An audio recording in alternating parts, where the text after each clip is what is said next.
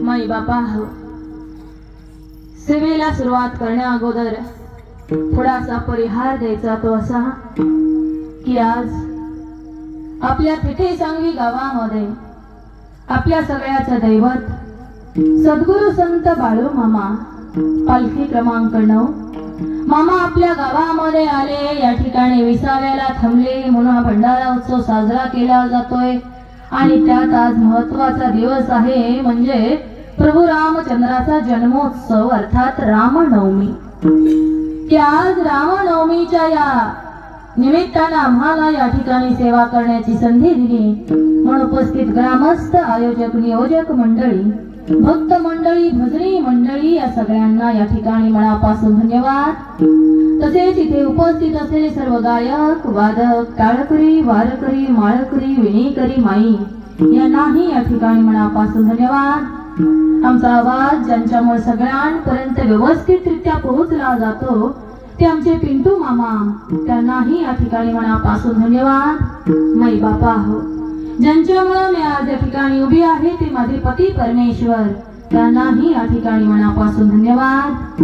महत्वाचा मुद्दा हा आहे की आज विशेष पर्वकाळ आहे आणि या पर्वकाळी तुम्हा आम्हाला माझ्या मामांच्या दरबारामध्ये ज्यांच्यामुळे बसता आलं, आज या पर्वकाळी तुमच्या आमच्या कपाळाला माझ्या मामांचा भंडारा ज्यांच्यामुळे लागला, आज या पर्वकाळी तुमच्या आमच्या पोटामध्ये माझ्या मामांचा प्रसाद ज्यांच्यामुळे जातोय ते माझ्या मामांचे कारभारी मंडळी, भक्त मंडळी, सेवेकरी मंडळी सगळ्यांच्या चरणी मी नतमस्तक होते। अरे ज्यांच्या चरणाचा स्पर्श होता आमची धरणी माता सुद्धा आनंदित होते आणि भरपूर असं धनधान्य देते। त्या माझ्या मामांच्या बकऱ्या त्यांच्याही चरणी मी नतमस्तक होते। माझ्या स्वर्गवासी वडिलांच्या पवित्र स्मृतीला अभिवादन करून आजच्या सेवेला सुरुवात करते।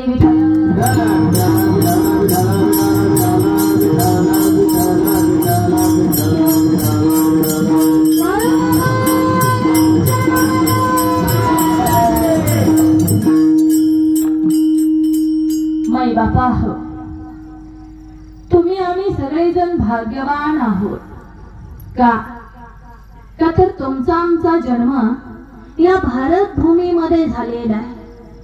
कारण आमचे नाथ महाराज म्हणतात या भारतामध्ये जन्म घेण्यासाठी भाग्यवान असावं लागतं। भरतखंडी नरदेह प्राप्ती हे तो परम भाग्याची संपत्ती म्हणजे आमच्या अनेक जन्माचं जे पुण्य आहे त्या पुण्याईमुळे तुम्ही आम्ही या भारत खंडामध्ये जन्माला आलेलो आहोत माई बापा। कारण भारत ही कर्मभूमी आहे। विष्णू पुराणामध्ये भारताला कर्मभूमी म्हटलेलं आहे। यत्रापि भारत श्रेष्ठम जम्बूद्वीपे यतो हि कर्मभूरेशा ततोन्य भोगभूमी। आम्ही जिथं राहतो त्याला भोगभूमी म्हणतात, आमचा जिथं जन्म होतो त्याला जन्मभूमी म्हणतात आणि आम्ही जिथं काम करतो त्याला कर्मभूमी असं म्हटलं जातं। पण विष्णू पुराणामध्ये भारताला कर्मभूमी म्हटलं जातं माई बापा। आमच्या स्वामी विवेकानंदांनी सांगितलंय जर तुम्हाला मोक्ष मिळवायचा असेल तर भारतामध्ये जन्माला यावं लागेल। लक्षात ठेवा, मोक्ष म्हणजे 4 पुरुषार्थापैकी शेवटचा पुरुषार्थ आहे। धर्म, अर्थ, काम आणि मोक्ष हे 4 पुरुषार्थ आहेत माई बापा हो। मोक्ष प्राप्त करणं म्हणजे जन्म मृत्यूच्या फेऱ्यातून सुटून भगवंताच्या जवळ जाऊन पोहोचणं। म्हणून स्वामी विवेकानंद म्हणतात की जर तुम्हाला मोक्ष हवा असेल तर भारतामध्ये जन्म घ्यावा लागेल।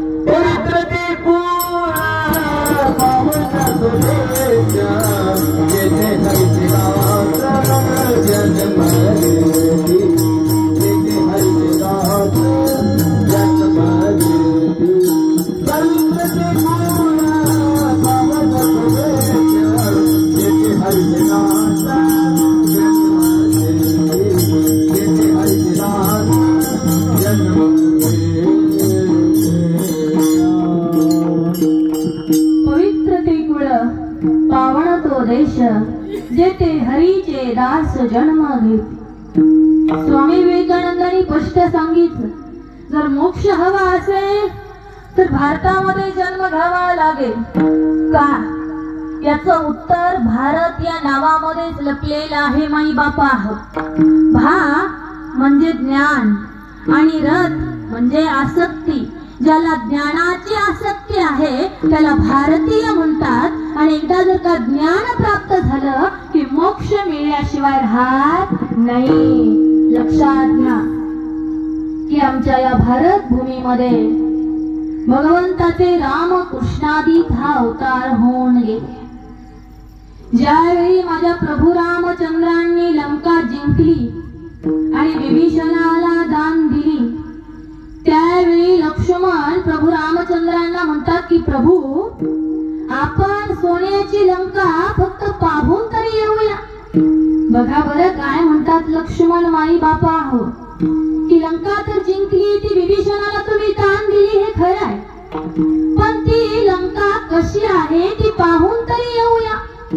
त्याच्यावर प्रभू रामचंद्र काय म्हणतात, तो रामचंद्रांचा रामबोध तुम्ही आम्ही जीवनामध्ये आचरण्यासारखा आहे माई बापा की प्रभू रामचंद्र लक्ष्मणाला म्हणतात की लक्ष्मणा, अरे जननी जन्मभूमीच स्वर्गादपि गरीयसी अपि स्वर्णमयी लंका न मे रोचन्ति लक्ष्मणा।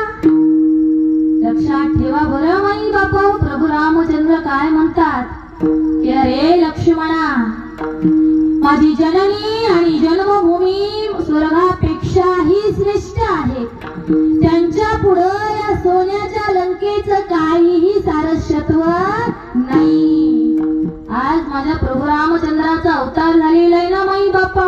मग आम्ही प्रभू रामचंद्राच्या अवतार कार्यातून एवढं जरी शिकलं ना तरी आमचं भाग्य उजळल्याशिवाय राहणार नाही। काय सांगितले भगवंताने, आमच्या जन्मदात्या मातेला आणि आमच्या जन्मभूमीला जास्त आदर दिलाय माई बापा।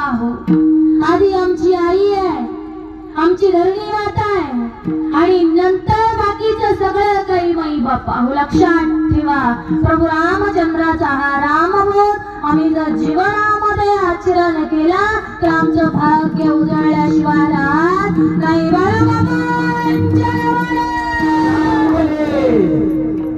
माई बापा,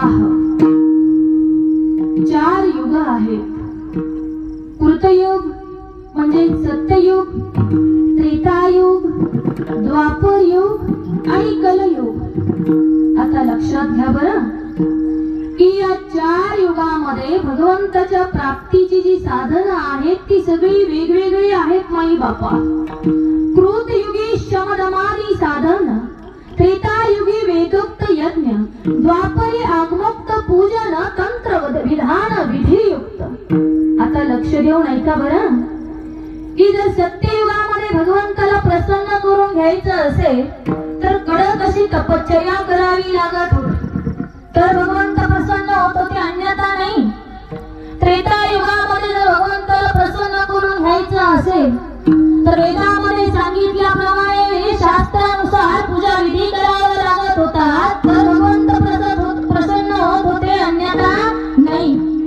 द्वापर युगामध्ये जसं सांगितलं तसाच पूजा विधी करावा लागत होता, जर चुकला तर त्याचं नुकसान सुद्धा जीवाला भोगावं लागत होतं।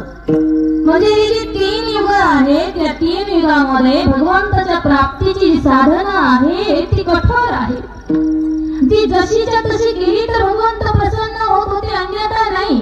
मात्र या कलियुगाची थोरवी आहे ती थोडीशी वेगळी आहे माई बापा। ही कलियुगाची ही जी थोरी नाम संकीर्तनवारी, चारी वर्ण मुक्त करी न विचारी स्त्री शूद्र।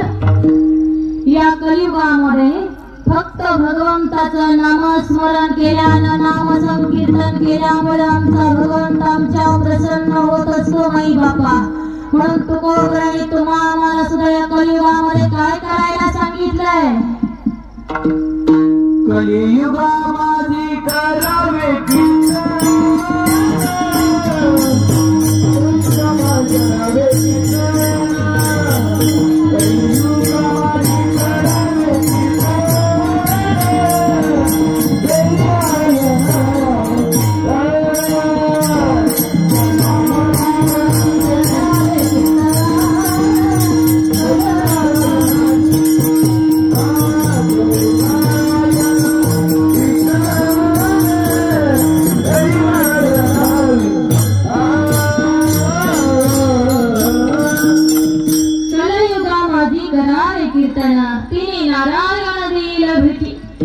कलियुगामध्ये भगवंताच्या प्राप्तीचा सोपा उपाय आहे माई बापा. फक्त नामसंकीर्तन केल्यामुळे भगवंत प्रसन्न होत असतो, म्हणून आम्ही हे नामसंकीर्तन केलं पाहिजे. तुम्ही म्हणा ताई, जर तुमच्यासारखं असं नारदाच्या गादीवर उभा राहून कीर्तन केलं तर ते आमच्या प्रसन्न होईल, अन्यथा नाही का? लक्षात घ्या माई बापा, नामसंकीर्तन करायला सांगितलंय. व नामसंकीर्तन म्हणजे काय? कीर्तन करणं म्हणजे नेमकं काय हे आम्हाला कळायला पाहिजे. कीर्तन करणं अर्थात सतत भगवंताला आठवत राहणं, त्याचं नामचिंतन करत राहणं, डोळ्यापुढे त्याची मूर्ती आणणं, त्याचं गुण आठवत राहणं म्हणजे नामसंकीर्तन करणं. आणि ते आम्ही कुठेही करू शकतो. कामामध्ये काम काही म्हणा राम राम, चिंतनासी नर देवे सर्व काळ करावे. भगवंताला आठवण्यासाठी काळ वेळेची गरज नाही माई बापा. आम्ही त्याला कधीही कुठेही आठवू शकतो. जर आठवलं तर आमचं भाग्योदय झाल्याशिवाय राहत नाहीये. लक्षात घ्या की आमचं हे भाग्य आहे की आम्ही कलियुगामध्ये जन्माला आलो. मात्र आमचं एक दुर्भाग्य आहे की या कलियुगामध्ये धर्माचा ऱ्हास झाला, धर्म कमी झाला आणि अधर्म वाढला गेला. ऐका ना माई बापा, पहिलं युग आहे सत्ययुग. या सत्ययुगाचं आयुष्य आहे 17,28,000 वर्ष. या सत्ययुगामध्ये सदाचारी लोक होते, सात्विक वृत्तीचे लोक होते, धार्मिक वृत्तीचे लोक होते, म्हणून धर्म 4 पायावरती होता. त्यावेळी धर्माचं राज्य होतं. दुसरं युग आहे त्रेतायुग. या त्रेतायुगाचं आयुष्य 12,96,000 वर्ष. या त्रेतायुगामध्ये सदाचार थोडा कमी झाला, दुराचार थोडा वाढला, सात्विक वृत्तीचे लोक कमी झाले, म्हणून धर्माचा 1 पाय मोडला गेला आणि धर्म 3 पायावरती आला. तिसरा युग आहे द्वापर युग. या द्वापर युगाचं आयुष्य आहे 86,400 वर्ष. या द्वापर युगामध्ये अधर्म जास्त वाढला, दुराचार जास्त वाढला, अनाचारी लोक जास्त वाढले, म्हणून धर्माचे 2 पाय मोडले आणि धर्म 2 पायावरती आला. शेवटचं युग आहे कलयुग. या कलियुगाचं आयुष्य आहे 4,32,000 वर्ष. आता 5,000 वर्ष झालेली आहेत माई बापा, आणखी कलियुगाला बरंच आयुष्य आहे. मात्र या कलियुगामध्ये अधर्म जास्त वाढला, दुराचार जास्त वाढला, सात्विक वृत्तीची लोक कमी झाली आणि धर्म 1 पायावरती आला. या कलियुगामध्ये धर्माचं राज्य कमी झालं माई बापा हो, आणि तिघांचं राज्य आलं. ते म्हणजे व्यभिचार, भ्रष्टाचार आणि हिंसाचार. कामामुळे व्यभिचार वाढला, लोभामुळे भ्रष्टाचार वाढला आणि क्रोधामुळे हिंसाचार वाढला. आणि लक्षात ठेवा, हे जे काम, क्रोध, लोभ, मद, मत्सर, अहंकार हे जे दोष आहेत ना, हे जर वाढले तर अधर्म झाल्याशिवाय राहत नाही. ज्यावेळी अधर्म वाढतो त्यावेळी धर्माचं रक्षण करण्यासाठी, आपल्या भक्तांचा अवतार करण्यासाठी माझा भगवंत अवतार घेत असतो. रंगाचं पहिलं चरण धर्म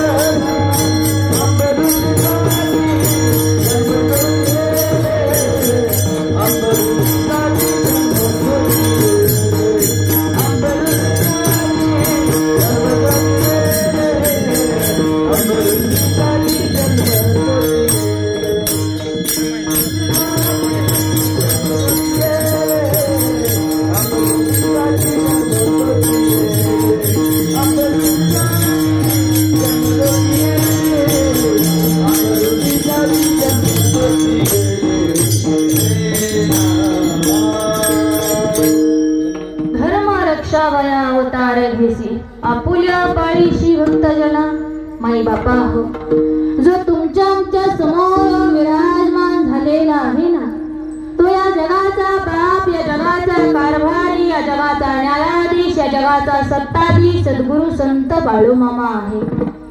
आणि माझे मामा, माझा भगवंत ज्या ज्यावेळी या मृत्यू लोकामध्ये धर्म वाढतो त्या त्यावेळी धर्माचं रक्षण करण्यासाठी अवतार धारण करत असतो. ऐका ना की नभगा नावाचा एक राजा होता. त्या नभगा नावाच्या राजाला एक मुलगा झाला, त्याचं नाव नाभाग. या नाभागाला एक मुलगा झाला, त्याचं नाव अंबरीश. हा जो अंबरीश नावाचा राजा होता ना माई बापा, पूर्ण पृथ्वीवर तो राज्य करत होता. त्याच्या त्या ऐहिक संपत्तीचं कोणतंच मोजमाप नव्हतं, कारण तो पृथ्वीवर सत्ता करत होता. सप्त द्वीपांवर तो राज्य करत होता माई बापा. त्याच्याकडे कोणत्याच गोष्टीची कमी नव्हती, काही कमी नव्हतं. किती मोठा राजा होता लक्षात ठेवा. मात्र या अंबरीश राजाला या राजवैभवामध्ये जे सुख मिळत होतं त्याच्याकडे त्याचं अजिबात लक्ष नव्हतं. कारण हा अंबरीश राजा माझ्या भगवंताचा एक निश्चिम भक्त होता. तो भगवान श्रीकृष्णाची आराधना करत होता. कारण त्याला माहिती होतं की आपल्याकडे पृथ्वीचं राज्य आहे, आपल्याकडे सत्ता संपत्ती सगळं काही आहे, पण हे जे सांसारिक सुख आहे ते सगळं खोटं आहे हे त्याला ज्ञात होतं. लटिका व्यवहार सर्व हा संसार वयार झाला हरिविन. ज्या संसाराला मी खरं मानून करतो तो संसार मुळातच खोटा आहे माई बापा हो, हे त्या अंबरीश राजाला माहिती होतं. म्हणून तो भगवत पारायण म्हणलेला होता. त्याची आसक्ती या संसारामध्ये जास्त नव्हती, तर त्याची आसक्ती भगवत भक्तीमध्ये जास्त होती. त्याला कठोर अशी भगवंताची आराधना केली होती की तो आपली सर्व इंद्रिये भगवंताच्या साधनेमध्ये लावत होता. डोळ्याने भगवंताकडे बघायचा, मुखाने त्यांचं नामस्मरण करायचा, कानाने त्यांचं गुणगान ऐकायचा, हाताने त्यांच्याच मंदिराची सेवा करायचा आणि पायाने त्यांच्याकडे चालत जायचा. अशी निश्चिम भक्ती अंबरीश राजाने केली. आणि लक्षात ठेवा, अंबरीश राजाने जी भगवंताची भक्ती केली, आम्हाला सुद्धा एकनाथ महाराजांनी तशीच भक्ती करायला सांगितलेली आहे की मने करावे हरीचे ध्यान, श्रवणे करावे कीर्ती श्रवण, जीवेने करावे नामस्मरण, हरि कीर्तन हरिनिशी करी करावे हरिपूजन, चरणी देवालय गमन, ग्रहाणी तुलसी अमोद ग्रहण, जे हरि कीर्तन पूजिले. नाथ महाराजांनी सुद्धा आम्हाला सर्वांगण भगवंताची भक्ती करायला सांगितले माई बापा. जर आम्ही अशी भक्ती केली तर भगवंत आपला कैवारी होत असतो. जसं अंबऋषीचा साला की अंबऋषीनं भगवंताची अशी निश्चिम भक्ती केली की भगवान विष्णू अंबरीश राजावर प्रसन्न झाले आणि दुष्टांचा नाश करणारं सुदर्शन चक्र अंबरीश राजाचं संरक्षण करण्यासाठी त्याला देऊन टाकलं. बघा भगवंत कसा आहे माई बापा, की स्वतःच सुदर्शन चक्र भक्ताला देऊन टाकलं त्याच्या संरक्षणासाठी. झालं काय तर एकदा अंबरीश राजानं आपल्या पत्नी बरोबर 1 वर्षभर द्वादशीचं व्रत केलं होतं. ज्यावेळी त्या व्रताची सांगता झाली त्यावेळी त्यानं कार्तिक महिन्यामध्ये 3 दिवस उपवास केला.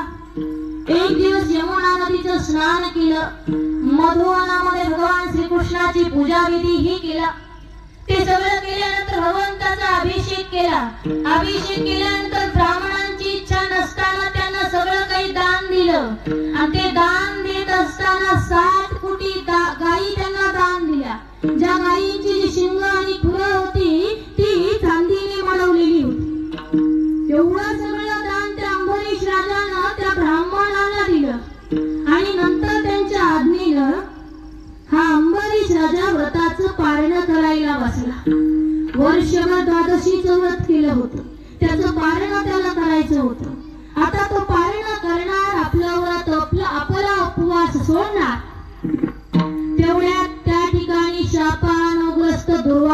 ऋषी आले. हे दुर्वास मुनी आल्यानंतर अंबरीश राजा ताटावून उठला, त्यांना समोर गेला, आसनावरती बसवलं, पाद्य पूजन केलं आणि दुर्वास मुनीला भोजन करायसाठी विनंती केली. दुर्वास मुनी म्हणले ठीक आहे, मी करतो भोजन. मात्र त्याच्या आधी त्यांना काहीतरी आपली कर्म उरकायची होती. म्हणून दुर्वास मुनी भोजन करायला येतो सांगून नदीवर स्नानाला गेले. स्नानाला गेल्यानंतर नामस्मरण करत करत नदीमध्ये गेले. ती बाहेर यायचं त्यांना भानच राहिलं नाही, कारण ते दुर्वास मुनी होते, भगवंताची आराधना करत होते. त्यांना यायला बराच वेळ झाला. इकडे अंबरीश राजा पारणा करायचा राहिला होता. दुर्वास मुनी तर काही येत नव्हते. जर दुर्वास मुनी यायच्या आधी जर राजानं पारणा केलं तर हे पाप ठरत होतं, आणि जर ते येईपर्यंत थांबलं तर त्यांच्याकडे वेळ नव्हता, कारण द्वादशीचं पारणा करण्यासाठी त्यांच्याकडे वेळ राहिला होता फक्त अर्ध घटिका. एक घटिका म्हणजे 24 मिनिटं असतात. अर्ध घटिका म्हणजे किती मिनिटं झाली? 12 मिनिटं. त्यांना व्रताचं पारणा करायला फक्त 12 मिनिटं शिल्लक राहिली होती. माई बापा, अंबरीश राजा धर्म संकटामध्ये पडला की आता काय करायचं? जर दुर्वास मुनी नाही आले तर वेळेमध्ये पारण होणार नाही. ते यायच्या आधी आपण जर पारण केलं तर महापाप घडल्याशिवाय राहणार नाही. मग तो ब्राह्मणाला विचारू लागला की मला सांगा की माझ्या व्रताचं पारणही होईल आणि दुर्वास मुनीच्या आधी मी जेवणारही नाही, असा काहीतरी उपाय मला तुम्ही सांगा. त्यावेळी त्या सगळ्यांनी मिळून राजाला सांगितलं की राजा, पाणी पिणं म्हणजे उपास सोडणं पण आहे आणि पाणी पिणं म्हणजे उपास न सोडणं पण आहे. म्हणजे तू पाणी पिन व्रताचं पारण कर, म्हणजे दुर्वास मुनी यायच्या आधी तुझं पारण होतं आणि जेवलेल्याचं पापही तुला लागत नाही. आनंद झाला राजाला की वेळेमध्ये त्यानं पाणी पिऊन आपल्या या वर्षभराच्या द्वादशीच्या व्रताचं पारण केलं. आणि राजा दुर्वास मुनीची वाट पाहत बसला. बसल्यानंतर दुर्वास मुनी काही वेळानं आले, पण दुर्वास मुनीला अंतर्ज्ञानानं कळलं की या अंबरीश राजानं व्रताचं पारण केलेलं आहे. आता दुर्वास मुनीला आधीच भूक लागलेली होती आणि माझ्या आधी राजानं जेवण केलं. त्याने एवढा राग आला की ते थर कापू लागले. एवढा राग आला की तळपायाच्या मस्तकाला गेले आणि ते अंबरीश राजाला बोलू लागले की अरे राजघराणे उन्मत्त झालेला तू राजा, मला भोजनासाठी आमंत्रण दिलं आणि अतिथीला घरी बोलवून मला घरी बोलवून माझ्या आधी उपासाचं पारण केलं. इतका महापापी तू, असा कसा विष्णू भक्त आहे तू? म्हणून या दुर्वास मुनीने अंबरीश राजाला मारण्यासाठी आपल्या डोक्यातली जटा उपटली, जोरात आपटली.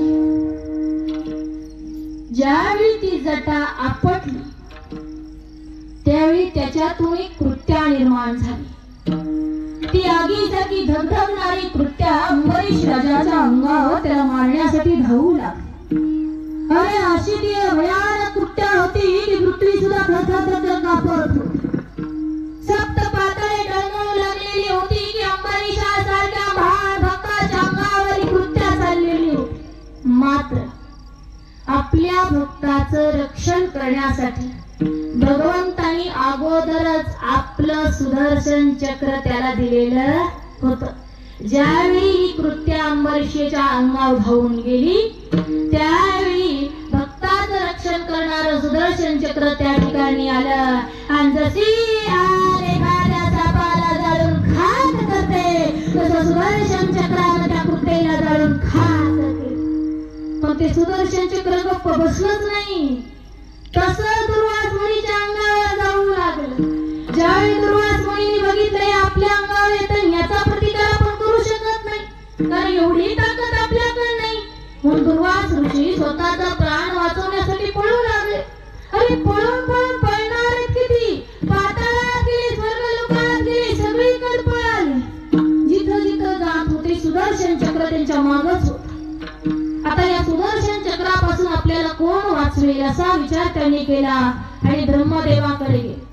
ब्रह्मदेवाला विनंती केली की ब्रह्मदेवा मला वाचवा, मला माफ करा, मला क्षमा करा, पण मला वाचवा. ब्रह्मदेव म्हणतात, या सृष्टीचा मालक, या सृष्टीचा बाप, कारभार भगवान विष्णू आहे, म्हणजे माझे मामा आहे. त्यांना शरण जा. मी तुला त्यांच्या सुदर्शन चक्रापासून वाचू शकत नाही. त्यावेळी दुर्वास मुनी देवादिदेव महादेवाकडे येतात आणि महादेवाला विनंती करतात की देवा मला वाचवा, माझ्याकडून पाप घडलं पण मला आता वाचवा. त्यावेळी देवादिदेव महादेव म्हणतात की अहो आम्ही सगळेजण ज्यांच्या आज्ञेचं पालन करतो तो भगवान विष्णू आहे. मी तुम्हाला त्यांच्या सुदर्शन चक्रापासून वाचवू शकत नाही. तुम्ही त्यांना शरण जा.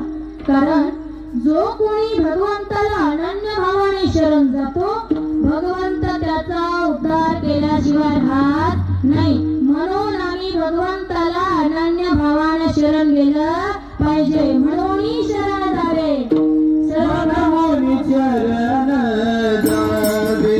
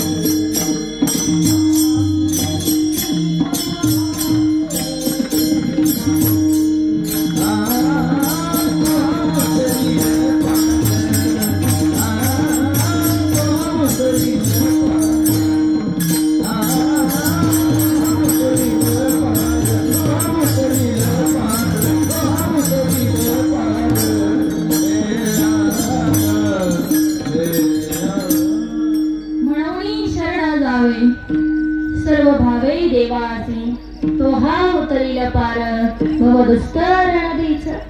आम्ही जर अनन्य भावाने भगवंताला शरण गेलो तर भगवंत आमचा उद्धार केल्याशिवाय राहत नाही. सगळ्यांनी लक्षात ठेवा माई बापा हो.